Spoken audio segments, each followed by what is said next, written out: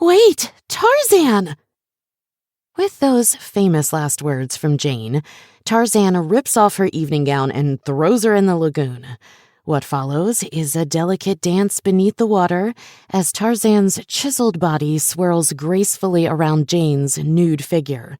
The sequence lasts over a minute, features full frontal nudity, and doesn't deny the nature of Tarzan and Jane's erotic, unmarried relationship. The year is 1934, and Hollywood has gone off the rails. The signs are everywhere.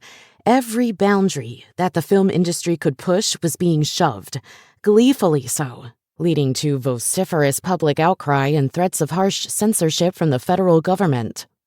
The problem's not just the nudity in Tarzan and his mate, nor is it in Queen Christina, 1933, where Queen of the Box Office Greta Garbo kisses a woman on the mouth and bemoans the end of their love affair. It's not when Gertrude Michael swoons a song about sweet marijuana to a chorus of half-naked women in Murder at the Vanities, 1934. Nor is it even when Anne in Anne Vickers, 1933, mourns her abortion after a doomed love affair and reflects solemnly on the decision. No, these moments aren't isolated incidents, but a culmination of Hollywood's most desperate and daring period of filmmaking. The pre-code era. Limits, political, social, ethical, were getting tested further with each movie released as the studio's debts piled up and the country's unemployment numbers skyrocketed.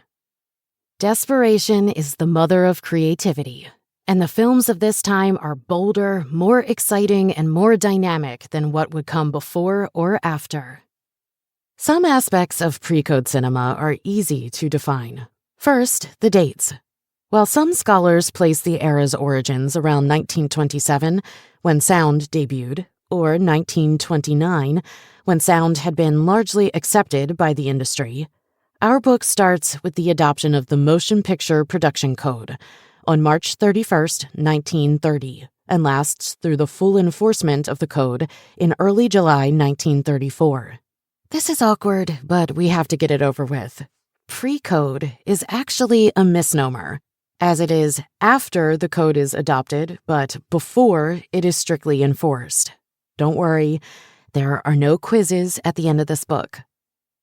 The next piece of the puzzle is the social context.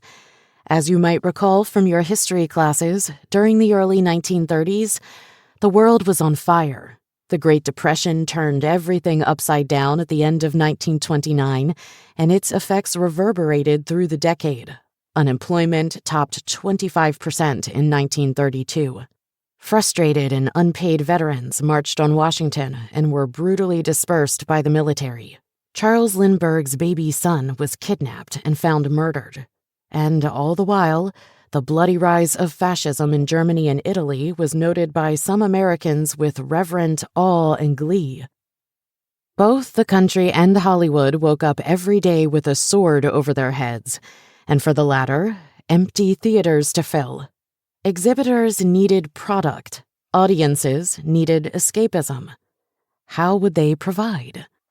The 8 major studios that ran Hollywood in 1930 had seen the explosion of the talkies in 1927, a major investment of money not just in equipment, but also the theaters they owned.